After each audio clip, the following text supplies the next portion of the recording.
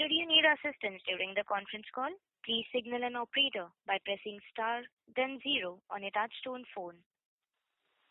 Please note that this conference is being recorded.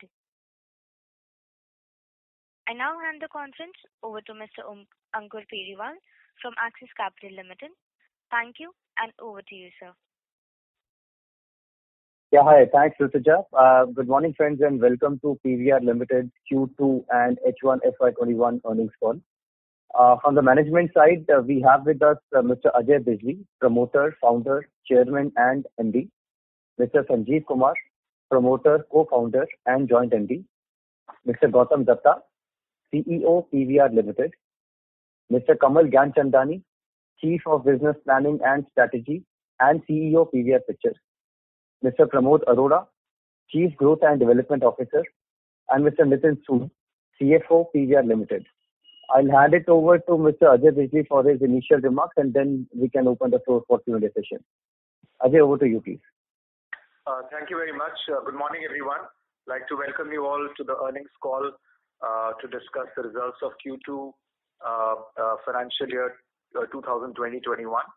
As you're aware, the cinema industry continued to remain shut throughout Q2 FY21, and our results reflect the same.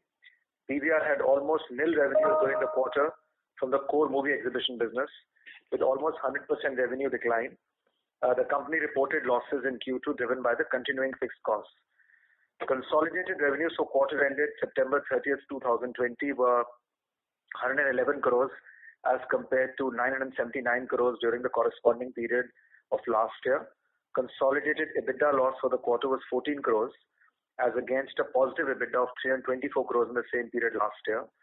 Consolidated loss after tax for the quarter was 184 crores as compared to the profit of 48 crores during the corresponding period last year. After adjusting for impact of Ind AS 116, leases, revenue, EBITDA and PAT of the company would have been 44 crores and minus 81 crores and 116 crores respectively. The company continued with its strategy of aggressively controlling costs as well as augment liquidity. With these efforts, PVR was able to reduce its fixed costs by over 70% in Q2 as compared to Q2 FY20 excluding rent and CAM. Monthly fixed costs excluding rent and CAM dropped to 24 crores in the quarter as against 86 crores in Q2 FY20. PVR is in active engagement with all our development partners for discussions on rent and CAM, and so far settlements have been reached for almost 60% of cinemas, offering complete rent waiver for lockdown period and significant discounts on rent post reopening. Discussions with balance developers are in progress and is expected to close once cinemas are allowed to reopen in those states. PVR has shored up its liquidity using a judicious mix of debt and equity. As on 31st October, the company has over 550 crores of liquidity available, which is sufficient to sustain its operation and meet all our obligations. Ministry of Home Affairs has, in its Unlock 5.0 guidelines, allowed cinemas to reopen from 15th October onwards with 50% capacity. So far, 16 states and UTs where PVR has presence have permitted cinemas to restart operations. Out of a total of 831 screens of the company, 575 plus have received permission to reopen. We are eagerly awaiting now for the reopening of other states, specifically Maharashtra and Telangana, so that business can gradually get back to normal. We are taking all possible precautions so that both our customers and employees feel safe while visiting their favorite PVR cinema. PVR is welcoming back its patrons with several celebrity promotions and offers, opportunity for private screenings, film festivals, and a fresh new menu to make movie watching experience totally delightful. Many of our patrons have responded positively, and we're fully prepared to give them the same immersive movie viewing experience the way we had done before. We are hopeful that once the new content is released, the business will gradually recover. We are thankful to all our stakeholders, including developers, producers, investors, bankers, and most importantly, employees who have stood with us during these unprecedented times. Thank you very much, and I'd now leave the floor for any Q&A. Thank you very much. We will now begin the question and answer session. Anyone who wishes to ask a question may press star and one on the touchtone telephone. If you wish to remove yourself from the question queue, you may press star and two. Participants are requested to use handsets while asking a question. Ladies and gentlemen, we will wait for a moment while the question queue assembles.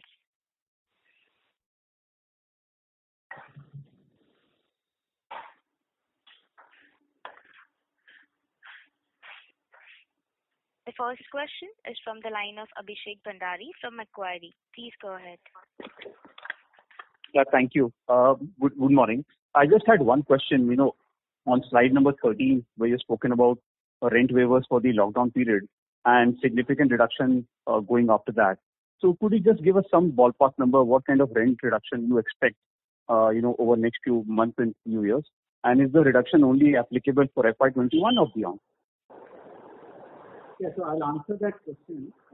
Currently, all the rent negotiations are focusing on the current financial year. Till the time we expect the business to bounce back, we are not doing any long-term rent negotiations currently. We are only focusing on the current financial year. As we said, in 60% of our cinemas where we've got permissions to open, most of the cinemas we need settlements. We've got a complete waiver of rent during the lockdown period. And rental reductions. Rental reductions are in different forms. It's difficult to quantify a number. In a lot of our cinemas, we've got a pure revenue share till the end of this financial year. In some cases, we've got discounts on the minimum guaranteed rental. So what that blended discount number will look like is difficult to predict. But our estimate is it will be in excess of 50% discount over the MG rentals. It will be slightly higher than that in this quarter, could be slightly lower in the last quarter. But I think we will be in a better position to answer that question specifically once all our negotiations close for the rest of the property. Sure. Thank you and all the best. Thank you.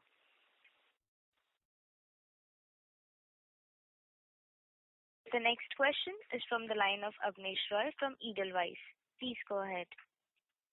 Yeah, hi Nitin and team. So my first question is on Sri Lanka and West Bengal. So we have seen good data in the festive period in Bengal and Assam.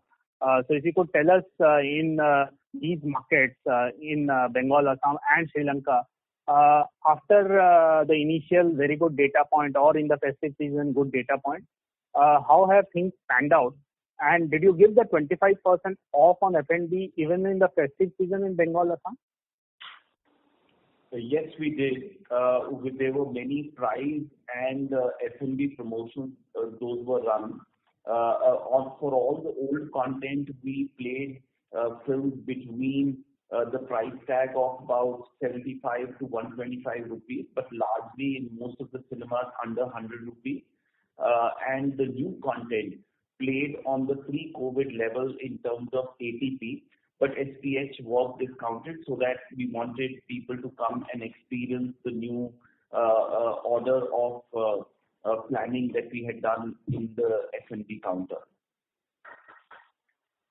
Kamal, would you like to comment on the specific occupancy? Yeah. Bengal turned out to be a good lab test. Not so much holds true for Assam because Bengali films are moderate in Assam, not a very big ticket, in terms of content in Assam. But आप जिस व्यक्ति से बात कर रहे हैं, उन्होंने आपके कॉल को होल्ड पर रखा है. कृपया लाइन पर बने रहिए. The person you are speaking with has put your. Can I continue? Yeah, I think you were interrupted. You're back now. Okay, so Bengal turned out to be a good lab test. We had about 6 new films which released around Durga Puja. 2 of these films, most of them were small, but 2 of these films were, I would say, slightly towards the mid-size range, and they did quite well. Throughout those 5 or 6 days when the Durga Puja is at its peak, People tend to go out, very similar to the behavior that we tend to see after Diwali for north and west of India and also the rest of India. Those 5 or 6 days were very aggressive in terms of capacity utilization. Most of the shows ran with almost 100%, close to 100% occupancy. And when I say 100% occupancy, I mean within the 50% capacity that we are permitted to sell. Within that, we were able to clock 100% occupancy. I must also add that these films, as I mentioned before, were mid-sized films. So none of the regular big-ticket films that we are used to releasing around Durga Puja in Bengali language were not there. Those have been postponed to December or to January.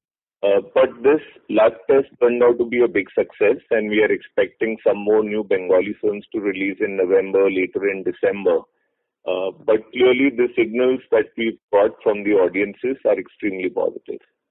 Sri Lanka at this point in time is again shut. There is a government directive which came out about 2 weeks back, which suggested that cinemas and malls should remain shut. So at this point, Colombo is not operational. So 2 follow-ups here. One, you mentioned big budget Bengali movies will come in December, Jan. And you also mentioned mostly it was going till 50% allowed capacity. So my question is, are the big budget essentially waiting for that 50% relaxation to be done?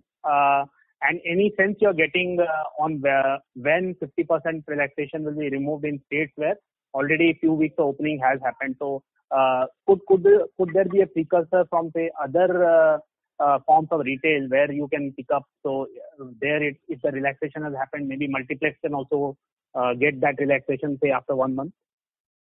We are extremely keen to pursue this matter and get this relaxation as early as possible. We are constantly in touch with various government officials. But at this point, I think I'll just pause and say that we are making our best efforts, but we'll have to wait and see in terms of timeline. We don't see it happening this quarter, and we are hoping that in the fourth quarter, some of the relaxation will come about. The other question that you had with respect to for relaxation to go away, no, that's not the sense that we are getting. I think most producers, including South Indian producers, are fairly comfortable with the 50% capacity, because we also have to keep in mind that cinemas don't have any backlog content. So in terms of capacity, in terms of shows, screens that we allocate to brand new films is much more than what we are used to normally. So answer to your question is that most producers are comfortable with the 50% capacity. Right. My second question is on the employee front. Almost 45% cut in number of employees. So are you now, when screens are opening, are you now shifting to variable employee base? So is that a way forward, and there could be cost savings even when screens open? And could you discuss some more costs which have come in the non-Bengal market? How you have managed to cut costs there, because screens are with 2-3% occupancy. So how you are managing costs in those states? So you're right, we've cut down on manpower drastically, in the sense, if you include housekeeping and security, we were close to about 14,000 employees, and currently we've opened with about 6,600 employees. We hope to maintain this level going forward. However, with new cinemas and territories opening, this number will change. But largely, from the pre-COVID levels, we will operate the cinema at about 60% employee base. Most of our employees were anyway on off-roll or variable costs. And so very clearly, till the time business does not return to the pre-COVID levels, we are not ramping up our people's costs. Right. And last question, on private screening, anything to share, any good data points? Second, Delhi, again, COVID cases have hit all-time high. So consumer behavior in Delhi, how is it? I understand it was anyway 2-3% because no new movies. But are you worried that again COVID cases are coming back in terms of wave 2 in some of the cities? Yes, in a way, but the fact is when you go out and look at what's happening to malls, restaurants and hotels, and we are keenly looking at that data and the consumer response there, we believe that consumer is taking enough and more caution, and at least when he enters any such spaces, he knows exactly the protocol that needs to be followed. We believe once the content comes in, like the mall, we will also get enough and more footfall, and that is something. This is a new normal. This SOP is kind of driven in. Consumers are very clear on what they need to do if they are stepping out of home, and the malls over the weekend and some other days are fully packed. So the fact is, we believe once we get the content, we'll be able to push the consumers to our floors as well. And private screening? Private screening, we are close to about 340 odd private screening pan-India in the circuit.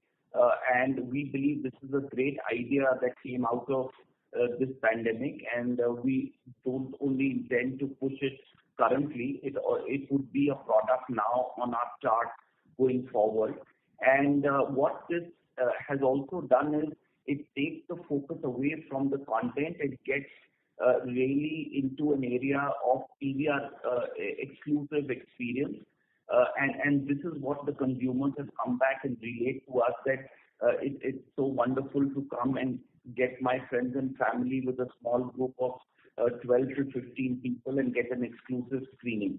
So people are also doing screenings of other content other than movies, like their wedding, tapes and anniversaries and birthdays are being kind of celebrated. So I believe we've created yet another product which is here to stay for a long time.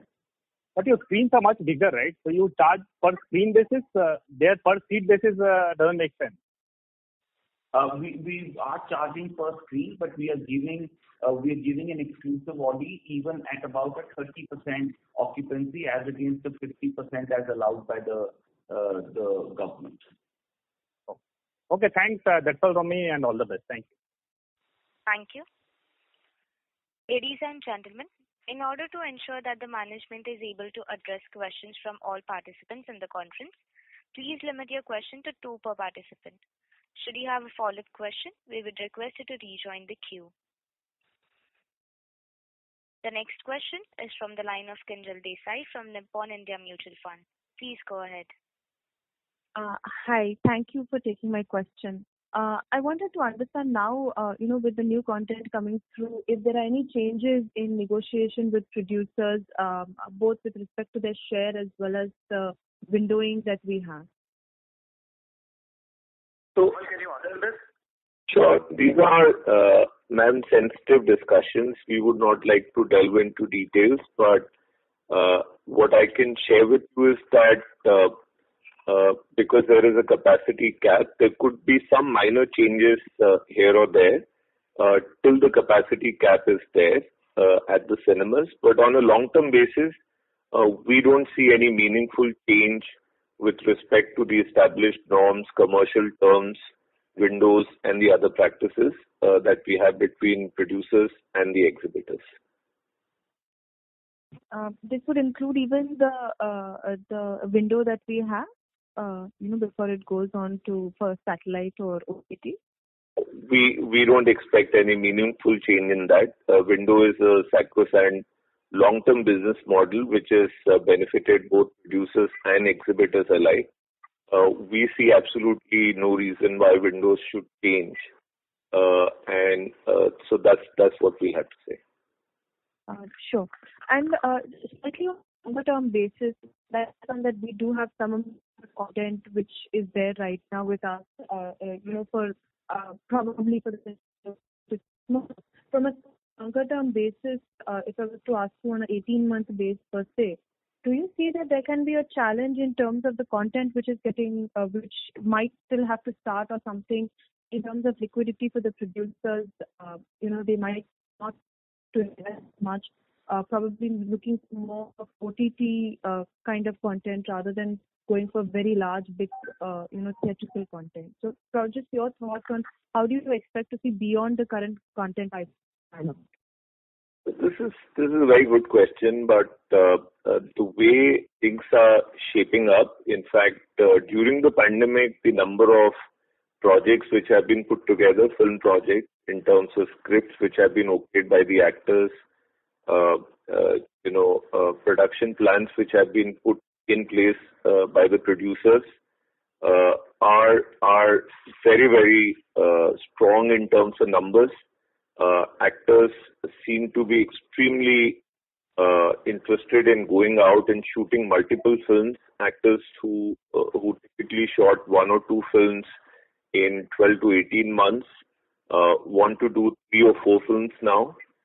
So I think this pandemic has given an opportunity to the creative talent to pause, look at the material which is available, and really work on creative material in a very in-depth manner, and which will probably expedite a lot of shoots once producers have an opportunity to freely go out and start shooting.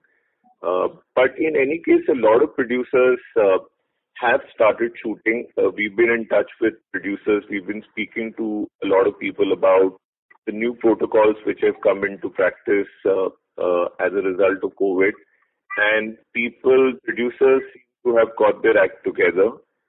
They seem to have made peace with the new protocols. There are films which are being shot overseas, and there are also films which are being shot in India. So in terms of a number of films getting impacted, we don't see that to be a big impact. In terms of cash flow, frankly, at this point, producers have more opportunities to slice and dice their content. So their cash flow, if anything, has in fact improved because the streaming platforms have come up and bid very aggressively for content. And as a result of that, so cash flow is not, it doesn't seem cash flow would be a big problem, but we'll have to wait and see for a couple of more months. We don't see any impact. The way we're looking at the situation, we don't see any impact of liquidity in terms of scale of films or in terms of quantity of films. Sure. Just one last, your thoughts on, the way OTTs have been acquiring content. So before we were hearing that, when the pandemic started, there was a lot of aggression, and now that seems to have slowed down. They become a little more choosy about where they are investing. So do you see that there can be some kind of, reset in or going back to the old way of, buying of content for them? Just your thoughts on how you are seeing their content acquisition strategy kind of planning out. So, absolutely. I mean, we see a reset in that because we've always maintained that this strategy of taking films directly to a streaming platform is not a sustainable strategy. Not sustainable for the streaming platform and not even sustainable for the producers. There has been a recent structural change in a large media company. They have decided to deprioritize acquisition of expensive films for their streaming platform. And clearly the cracks in that strategy are visible. Clearly producers, streaming platforms are questioning the entire viability of releasing an expensive film directly on streaming platform. And producers are questioning the fact that if this is the best way to monetize their content, a film on which they have spent 18, 24 months of their life, if this is the best way to monetize, a lot of producers are questioning that. We don't see this direct to streaming platform release to sustain, I would say, beyond next 3 to 6 months. Definitely by the next financial year, there would be a big reset and we would go back to releasing films theatrically and then taking it out on the other platforms. What we do certainly see is that a lot of streaming platforms will continue to produce original content. which is essentially films which will be commissioned by the streaming platforms, which would be initiated by producers, which would be commissioned and funded by the streaming platforms, and which will release directly on streaming platforms. So we see a lot of those, but we don't see them coming at the cost of theatrical releases. We see producers expanding their portfolio, producing more film to accommodate this new demand. But we don't see these originals being produced at the cost of theatrical releases. Sure. Thank you so much and all the very best. Thank you. The next question is from the line of Jinesh Joshi from Prabhudas Lilladher. Please go ahead. Thanks for the opportunity. Sir, if you can just highlight what is the timeline with respect to reopening in Maharashtra, that would be really helpful. And secondly, also, is there any fresh content that is lined up during Diwali time? If you can share a few names on that front.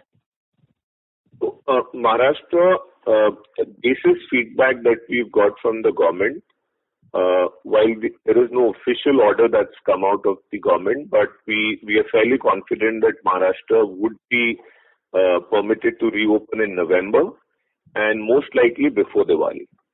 So that's first part of your question. The second part, in terms of films which are slated for Diwali release, there is one film which has been announced, which is Surat Ke Mangal Bhari. This is a Hindi film, which is with a very famous, popular Punjabi actor, Daljit. And there is also Manoj Bajpayee. This is a film which has been announced for Diwali, but we have to see when Maharashtra's permission comes out to reopen cinemas and how ready we are in terms of cinema openings. But at this point, the way things stand, this is the film which is coming on Diwali. Okay. And sir, secondly, I know that it is slightly early to kind of gauge any kind of trend in this case, considering that cinemas have opened on 15th of October. But say, for example, 10 people are stepping into our cinemas. How many are actually buying our F&B products, and how does this figure compare to the pre-COVID level? Any ballpark number you would like to share? Yeah, so it's very early days right now, I think, and we're running a lot of discounts and promotions right now, but we are not seeing any significant impact on our F&B spends. In fact, our F&B spends based on very small numbers that we are doing right now is almost 75% of what our pre-COVID level was. And that's largely due to huge discounting and promotions that we are running. But our general feedback is that we are not seeing any reluctance on part of the consumers to hit the candy bar. Our strike rates have not fallen. And clearly, I think that doesn't seem to be a big concern area right now. Okay. So one last question. Any specific reason for not renewing the leases on 14 screens that expired during the quarter? Yeah, most of these leases had come to the expiry of the terms, and most of these properties had virtually come to the end of life cycle for those properties, and we have better locations in the vicinity. So clearly, we did not want to renew these leases because some of these properties had kind of run their course and were very marginal profits or loss making. That was the prime reason. Okay, so basically this is a one-off case and this should not be expected in the coming quarters, right? No, I think at the end of every life cycle of every property, we renew we take a view whether it is worth renewing or not. Sometimes better malls and better shopping centers have already opened in the vicinity, and we don't see any long-term viability of those properties. Then we proactively take a call and shut down those locations because they are anyway not contributing to the profitability in a significant manner. Okay, sir. Thank you so much. Thank you. The next question is from the line of Harshit Toshniwala from Premji Invest. Please go ahead. Hi, sir. Thanks for the opportunity. Two questions, sir. One is, so clearly I think things will start opening from Q3, and maybe if in Q4, if we take a 10 to 15% kind of an occupancy level. So just wanted to understand that what is your estimate of cash burn, which we might see in the H2, and our liquidity position versus that. And so second question is more from a longer term outlook, that I think there was a pipeline in FY21 for screen additions. Possibly it will happen in early FY22, but post FY21, how do you see the average screen increase and run rate? And also, so if the outlook on malls is not very bright, maybe in the next 3 to 4 years, then in that context, how important will it be to look at the screens of competition if they are out for sale? Thank you. Yeah, so I'll answer your first question first, which is really to say how do we expect cash burn over the next 6 months. As we reopen screens, clearly the amount of expenses will go up. Right. Whether it is employee costs, whether it is some of the temporary salary cuts we had taken for people as we were shut, or whether it is some bit of rental expense. But we will try and keep our expenses in check as much as possible during the next 6 months.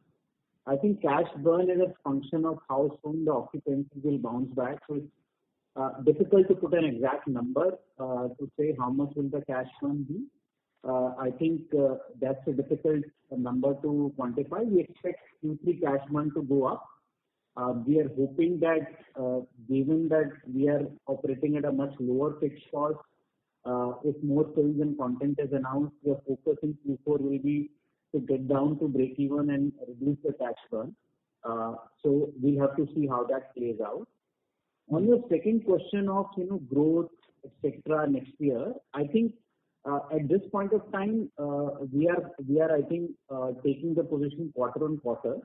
Our focus is to complete the properties which were either fitted out 70-80% or we had shut down temporarily for renovation, get them up and running. Clearly we see the industry consolidating even further. Smaller operators will find it even tougher to survive. There will be more opportunities in terms of shopping malls that have got built up and suddenly want to work with larger operators. But I think we will start making capital commitments around that only once we have clarity on the business front, once business bounces back. Needless to say, the pipeline is very, very large that we have signed, and we expect, I think that pipeline will grow even bigger, given the fact that the real estate developers would want to work now increasingly with the large scale operators. But I think we'll be in a better position to answer this question probably towards the end of Q4. Right. Got it. And maybe just one such question. So on the liquidity part, we have 350 crore in 370 crore in cash right now. How do you see this liquidity standing in the next 5 to 6 months or in the medium term? So we've had additional credit lines, and as on date, we showed up our liquidity to about 550 crores. Our net debt position remains the same, about 1,000 crores of net debt, and our liquidity position now is about 550 crores. We've availed additional credit lines. So this additional credit line is post 2Q. You're saying it's in the. It is post the end of the quarter. Okay. Got it. Okay. Thank you. Thanks a lot, sir. All the best. Thank you. The next question is from the line of Siravesh Gupta from Maximal Capital. Please go ahead. Good afternoon, sir. So, sir, first question is, on the rent and CAMS side, you mentioned that you have had negotiations with most of them. Is there any more color that you can do on the expected rent in let's say quarter 4? What is the expectation post all these negotiations? Will we be on 100% revenue share, and what would be the sort of weighted average number on revenues that you may get to? No, it's very difficult to put an exact number. As I said, of the deals that we managed to negotiate, a large part of those deals are on revenue share. and similarly, a large part of those deals are discount to rent. So it's difficult to quantify, what the exact percentage would be. But I think between now to March, we expect more than a 50% discount on the lease rentals. What exactly that number will play out to be, whether it will turn out to be a 60% or a 50% or a 45%, it's slightly difficult to comprehend or put an exact number to, given large part of those deals are on revenue share. And we still have some negotiations which are pending closure. But we expect, overall discount from opening till March to be in excess of 50%. Okay. And for the month of October, so do you have a like-to-like comparison of occupancy, compared to, let's say, last October? So I think, as I said, the time we open, it's very, very insignificant occupancies. Our occupancies are in the range of about 4 to 5%, mid-single digits. So the comparison is not relevant because most of our screens are not even pre-operational and we have no content. I think that comparison will only become relevant when everything is open and we have new content to start showing in the screen. No, for the screens which were open in October, only for those screens, if we have to look at occupancy compared to... Insignificant numbers. I would say they will be down by about 90-95%. To be seen in isolation without new content doesn't make sense at all. So that's the issue. Okay. Understood, sir. All the best for the coming quarters. Thank you. Thank you. The next question is from the line of Vipul Garg from Kotak. Please go ahead.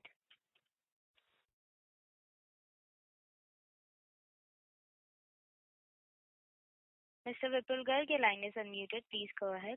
Hello, am I audible? Yes, sir, you are. Yeah. Sir, a couple of questions. First of all, that with the opening of cinema halls, what is the employee count increase which we are seeing and the jump in employee expense in last 14 days?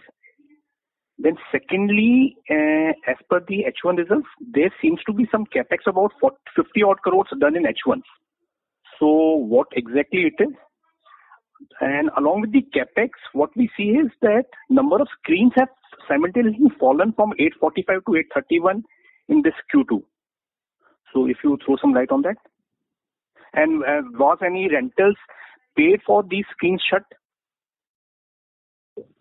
So let me comment on question number 2 and 3 first. The capex really represents our capital creditors for capex on screens done last year or some of the screens which are advanced stage of renovation fit out.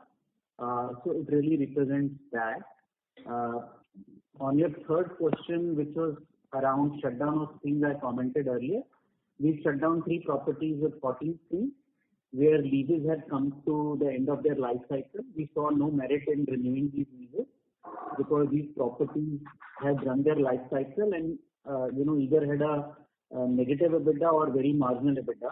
We didn't see any long-term viability in continuing with these properties. Your first question, coming back to your first question on employee cost, we've started the operation with about 6,500 people, as we said, which is what the headcount was on 30th of September. We don't intend to ramp up this headcount at the time we see occupancy really coming back. Yeah, but the important thing here to see is the percentage that we will open the cinemas at 60% of our employee headcount and cost as compared to the pre-COVID level. So we will hover around 50 to 60% even as occupancy kind of ramps up. But it will be a tedious calculation to tell you what would be the ramp-up cost given the fact that more screens will open now going forward. And employee costs, like you said, will definitely go up, but because we'll be rolling back some of the salary cuts for our frontline staff as we open up, and also slowly for some of our other staff.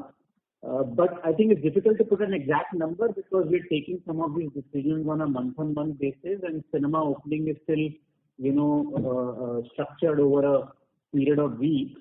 So it's difficult to put an exact number, but I think they will be significantly lower than what it was similar period last year, at least for the rest of the financial year as well. Sir, actually my question was that now we have since are having a trend of about 2 weeks. So what would be the say the cash burn increase because of these 500 odd schemes opening up in form of the employee cost and the rent? Yeah, difficult to measure and comment on that number. I think we'll be better position to answer it only in the end of the quarter.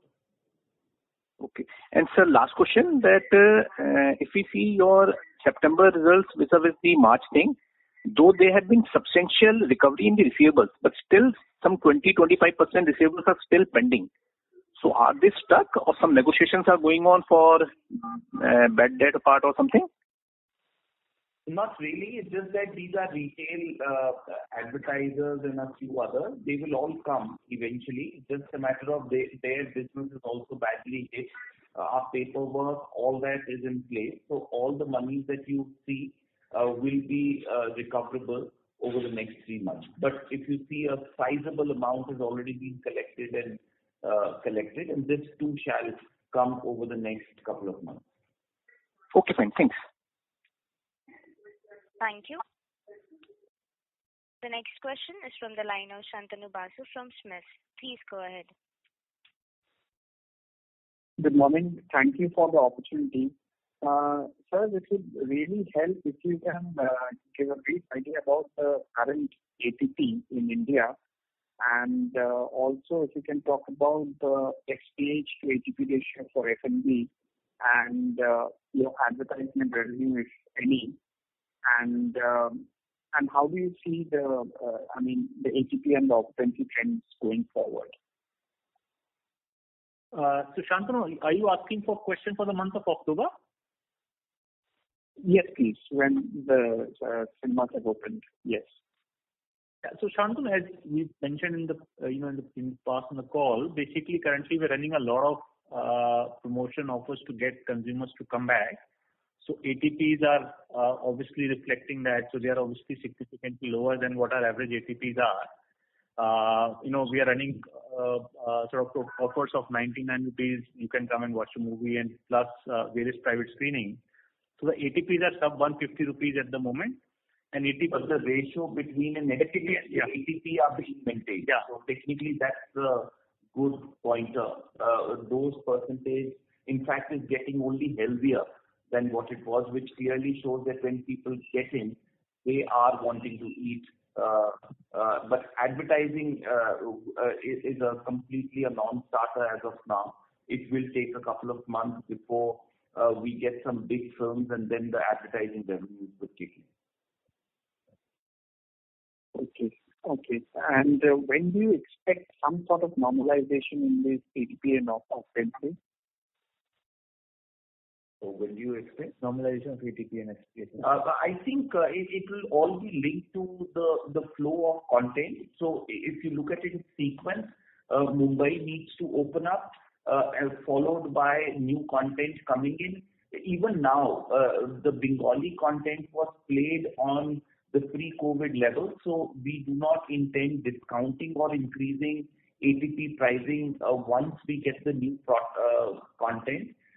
So I guess in about 4 to 5 weeks from the time when Mumbai opens up and new content begins to flow, you would see that we would be hitting the same pre-COVID ATP and SPH numbers. Okay, sir. Thank you. Thank you very much. Thank you. The next question is from the line of Yogesh Kirve from B&K Securities. Please go ahead. Yeah, hi. Thanks a lot for the opportunity. So just trying to understand our disclosures a little well. So we have finalized sort of a negotiations with 60% of developers. But as far as the notes we have mentioned that the total rent concession which have been finalized is about 97 crore for first half. So that roughly works out to 40% of the normalized rent for the first half. So any light on that? Yeah. So if you look at the new accounting standard Ind AS 116, it talks about the fact that you can account for rent concessions whether for the current period or for the rest of the year if they are unconditional in nature during the period when you sign those agreements. So if I did a rent concession agreement understanding before 30th of September, only then I can account for it in my book. Otherwise, I'll have to wait and account for it in the next quarter. So accounting is quite confusing. So if you look at the rent concessions that we've accounted for in the book, that number is totaling to about 95 odd crores. And if you look at a footnote that we mentioned in the results, in addition to that, till the time we reported our results, there are additional rent concessions worth 94 crores that we've agreed. So you'll have to look at it as a cumulative number. Some of these rent concessions that we've agreed to post 30th September will get accounted for in subsequent quarter. And again, the accounting standard is confusing. It says if I've got something where I've got a discount on a minimum guaranteed rent for the next 4 months, because I can calculate what the rent concession is, you have to account for it when you sign that agreement. If it is a revenue share, you can't account for it because you don't know what the rent concession will translate into. So you will have to account for it later. So I think you will have to examine it on a cumulative basis. The 60% number that we mentioned here is based on the properties where we reached a settlement, broadly approximate number, and that number is changing on an aggregate basis. So just to add on this, so roughly 1997 crores which you have booked in first half, this would also include the concessions with respect to the period post the basically post the first half as well, is it? In some properties, yes, where it is not a revenue share, it is a discount. Right. Okay. Are you also looking at any concessions in the CAM post reopening? CAM rate? So once we reopen, I think there will be some concessions, but we don't expect that to be significant concessions because it's the actual cost on operating of shopping malls for most of the shopping mall guys. So post reopening, the rent concessions are there, but they are very small in number as compared to the rent concessions that we were able to get during the pre-COVID period. Right. And so lastly, more from a strategic perspective, so this lockdown and shutdown would have given you opportunity to do a zero-based budgeting for the cost.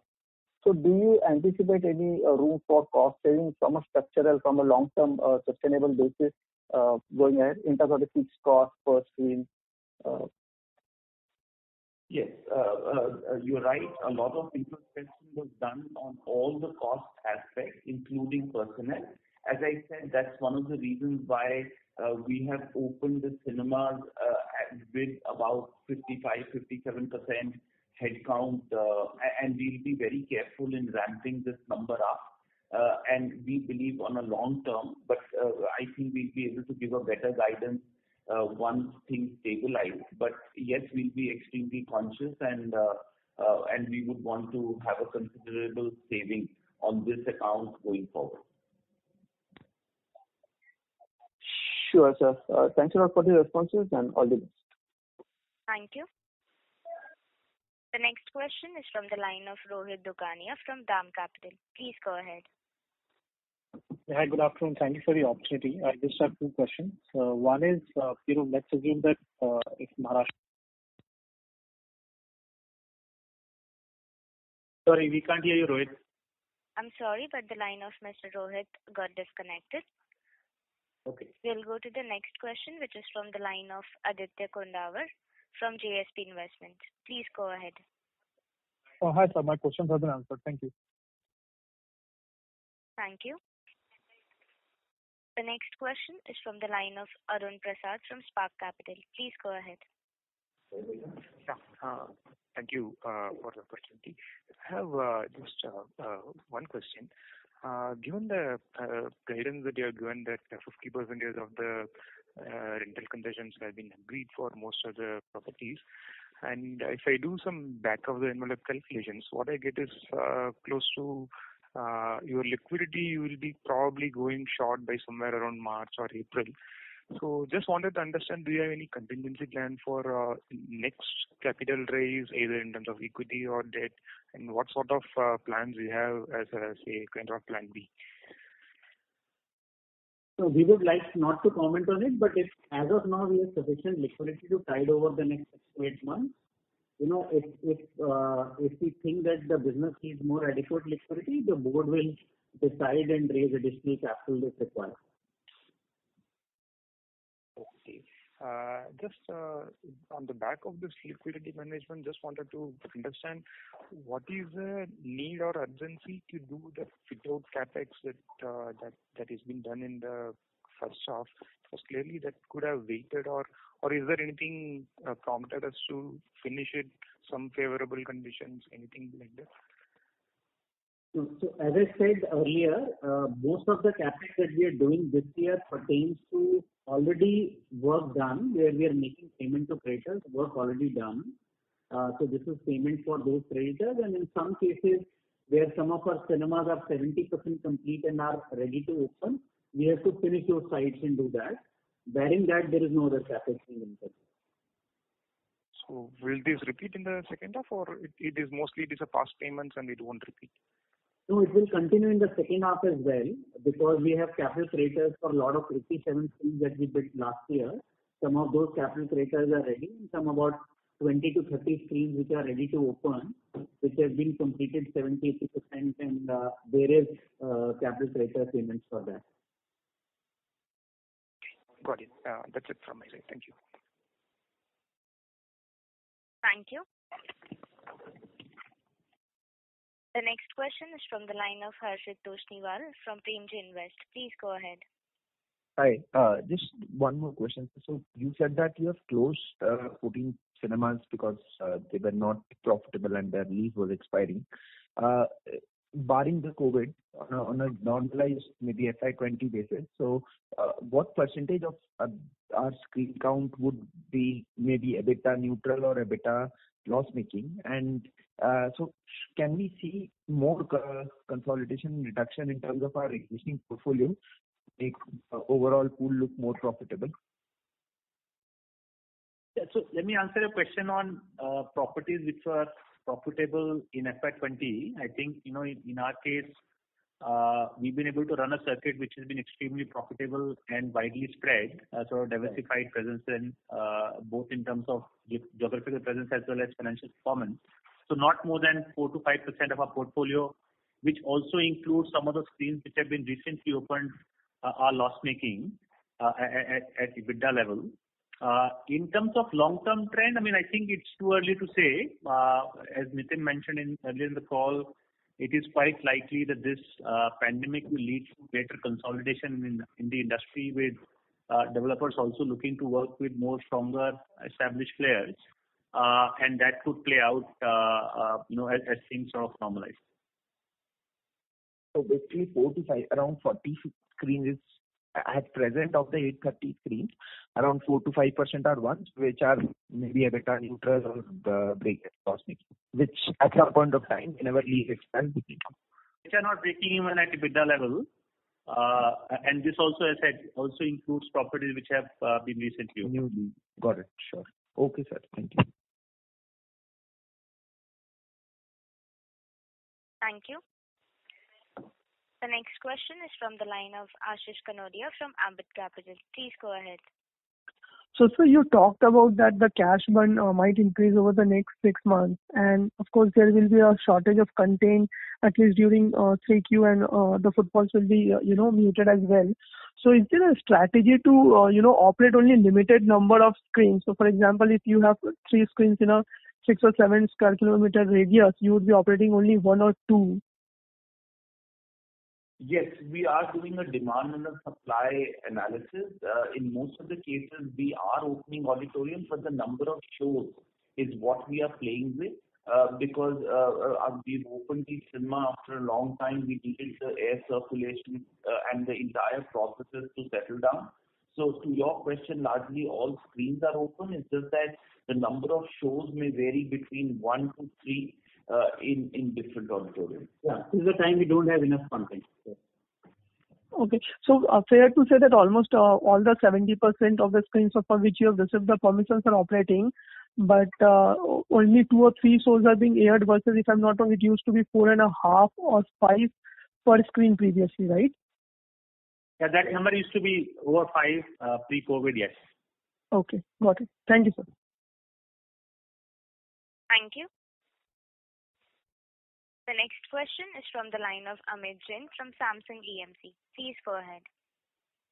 Yeah, hi. Thanks for taking my question. Wanted to get a sense, in this revenue share that you've sort of agreed with developers, once things normalize, do they also partake in the upside then, or they sort of revert back to the old sort of rental mechanism there? How does this work out from a 1 to 2 year perspective?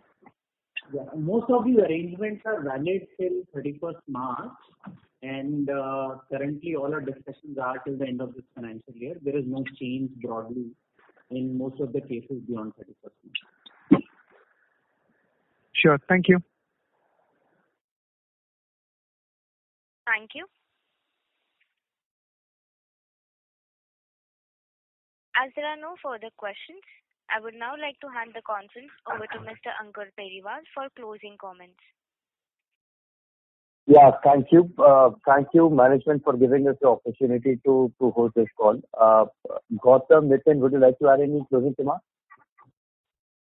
Yeah, I'd just like to say to thank everyone for taking time out to attend the call. And the situation is evolving. We are hopeful that a couple of other states which we are waiting for will soon open, and we'll have better news to share in the next quarter as we get more cinemas open. So hoping for the best. Thanks.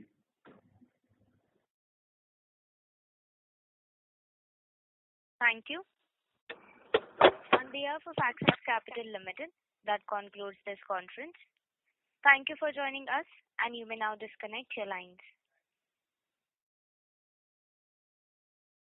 आप जिस व्यक्ति से बात कर रहे हैं उन्होंने आपके कॉल को होल्ड पर रखा है।